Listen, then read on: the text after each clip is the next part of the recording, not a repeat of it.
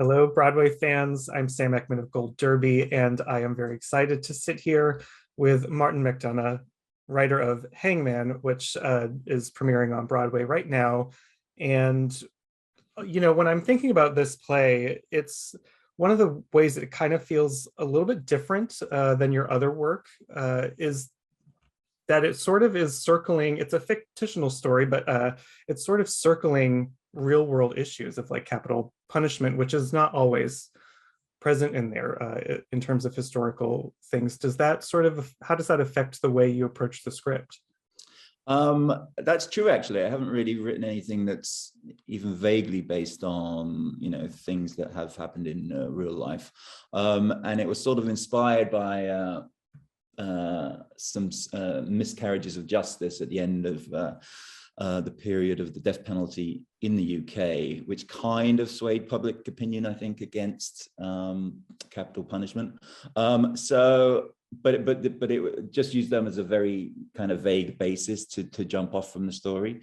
But I'd never quite done that before, so that was kind of intriguing to use all those elements and that debate in the context of a sort of comedy thriller, I guess you might call it. So that was intriguing, and just to see if you could be true to those quite heavy issues, but in a non-heavy play, in a play that was still fun and scary and a good night out. So, and it's also my first ever English-based play or movie. Everything else has before has either been Irish or American or non-specific, like The Pillowman. So that was a new tool to learn, and I think it's great to have actors from that part of the world too, because they can bring that kind of accent to life really well. Yeah.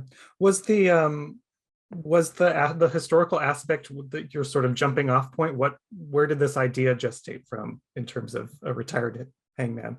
I think I just had an idea of how spooky that would be if someone who, because these guys, and they're always guys, killed hundreds and hundreds of people, depending on what your take is, rightly or wrongly. But even if you think it's rightly, they still killed 200 plus people each, which must be a little weird to go home to each night. So just sort of that as a starting off point was kind of intriguing.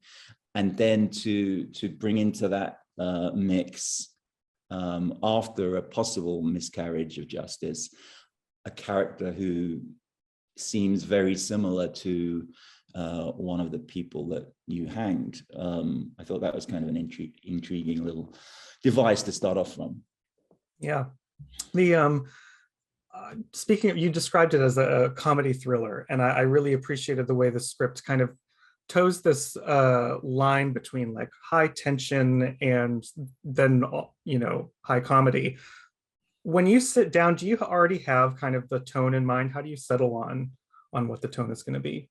I think the tone of all my stuff seems to be that kind of dark comedy, not leaning so far towards didacticism or a lecture, but always, if you're touching on heavy stuff, to try and lighten it a little bit with comedy. So all my films, I think, have come out that way. Three Billboards was that way, and In Bruges too. But not to make them simple comedies either, to somehow strike as good a balance between those two as you can. But because it's just my natural sort of modus operandi, I don't really think about it too much. It all seems to come out that way. But I never want to get sentimental, I guess, but I never want to get preachy, and I think that helps. Yeah, and the set design too for this production is incredible, and there's a lot of fun surprises in it. When you're writing, do you for a play, do you see what it's going to look like on stage, or does that come down later? No, I set up as many problems for other talented people to solve as possible.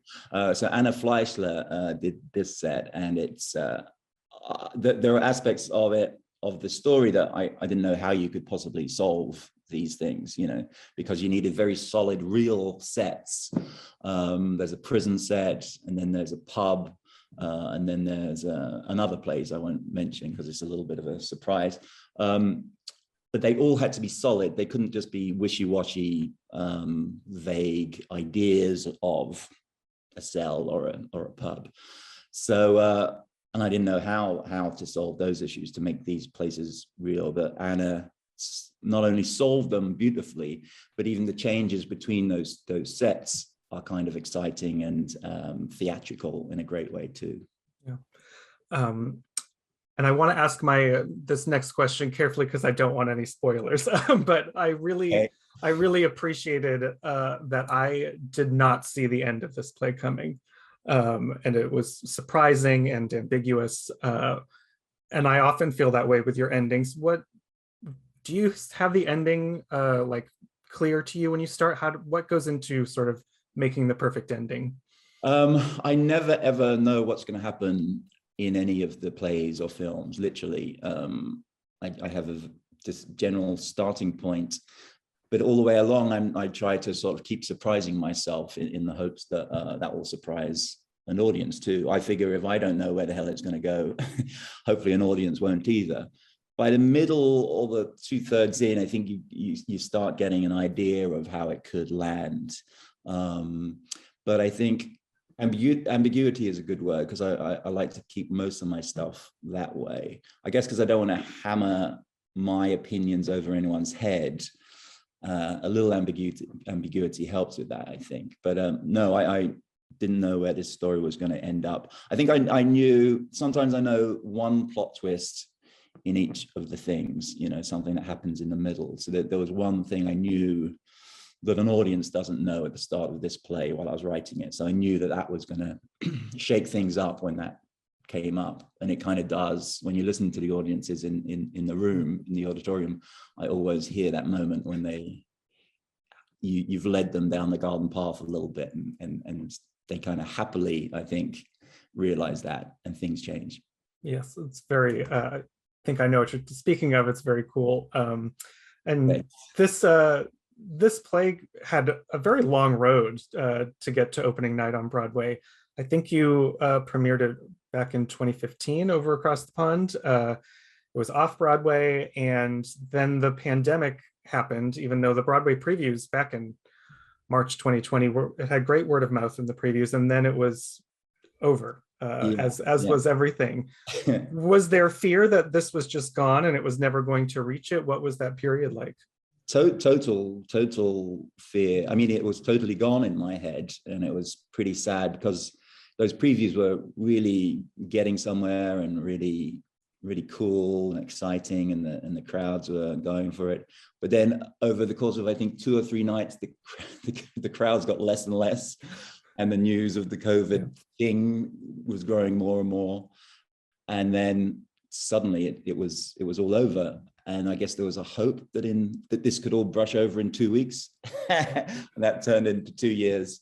And during that time, I never thought it would come back. And you know, there's obviously a sadness to that, but especially for some of the cast members, especially the young ones and it was their first ever chance at Broadway. It was really, really horrible for them, because I you know, been here and done it before, so I had that experience. But for them, it felt like we might never get back here again. But thankfully, they're all in the cast this time around too. So they got back here and are doing a brilliant job. So it's been a weird little hiatus, but and I hadn't been, and it's the longest time I hadn't been to New York, of course, in that time. So it's great to be back, and back with a good play. And there are 2 new members of the cast, 2 leads in this from the previous iteration, with David Threlfall and Alfie Allen. What, obviously you've lived with these characters for a long time. What did they provide that was kind of new to the roles?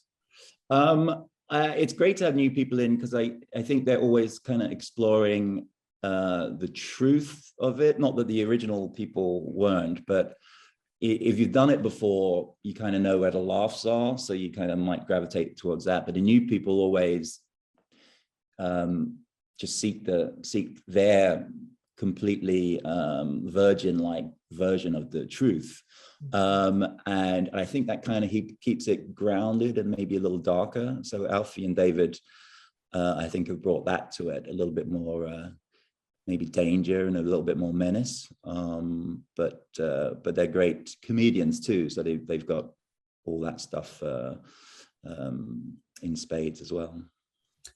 And how much, because we talked about how long it took to open on Broadway, how much tinkering do you do, in between different iterations of the productions? How much has the script changed? Almost nothing really. The only changes that have come up has been during previews. So there's a few north of England idioms that just are kind of incomprehensible to an American audience, I think. And so there's been a few changes of words to make just the start of sentences a little bit more, especially the jokes. You don't want to lose a joke just because there's a word in there that's not understandable. So those things have changed, but not in the interim, but only in the preview period. Because you want to remain integral to the characters, but you want it to be as clear and understandable as possible. So we're going for that a little bit. And speaking of actors, going back to them, you have, whether it's on stage or on film, you have several actors that you work with quite a bit. Do you write for certain people in mind? Do you hear actors' voices ever when you're writing dialogue? Sometimes, not so much in plays. I don't think I've really done it in the theater, but in the movies, I tend to write for Sam Rockwell a lot, and Fran McDormand, that was written for her. And my most recent film that I made last year is with Colin Farrell and Brendan Gleeson again, and that was written specifically for them. So there's a touch of that, but that's mostly a film thing, I find, rather than plays. Plays are much more of a blank canvas for me. And sometimes it's weird that it can be harder to get the actors you wanted for a play. I find it a little harder than for a film sometimes.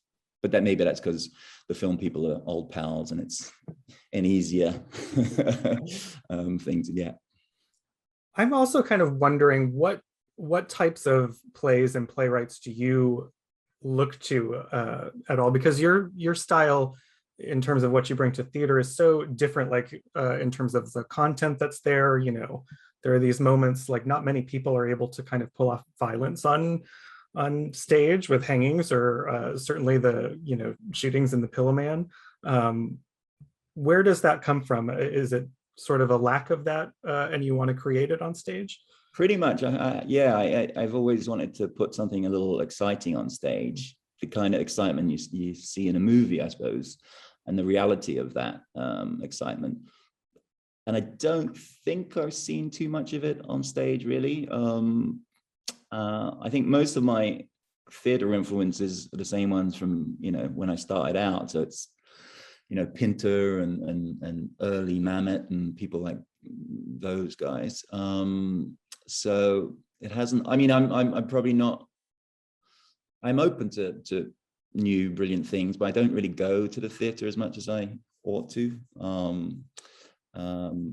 Usually because I can't afford it, but it's a little expensive. But yeah, I don't. I am kind of plowing a lonely furrow in dark comedy with massive violence, but I like it. Yeah, it's good to have your own lane there. It's unique to know your own small little world. Well, I have to make sure before I let you go that because we have you have these two trilogies, and the Aran Island trilogies, you had a script, the Banshees of Inishir, which was never produced and never published. But you are moving ahead with what I think and assume is a film version of that, or iteration, perhaps. Is that the cap to the Aran Islands trilogy? Not really. The only thing that's vaguely lasted from that original draft is the title. Everything else is just, thrown away.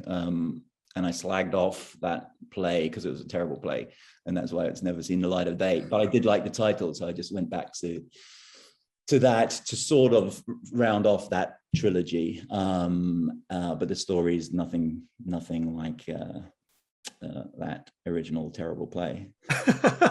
Well, the film's quite good. Yeah, well, great. We can't wait. And it's when you're writing, you scrap that play. Now it's a film. What kind of dictates, because you work in both mediums, what dictates to you what is going to be presented on stage, or if the story works better for a movie?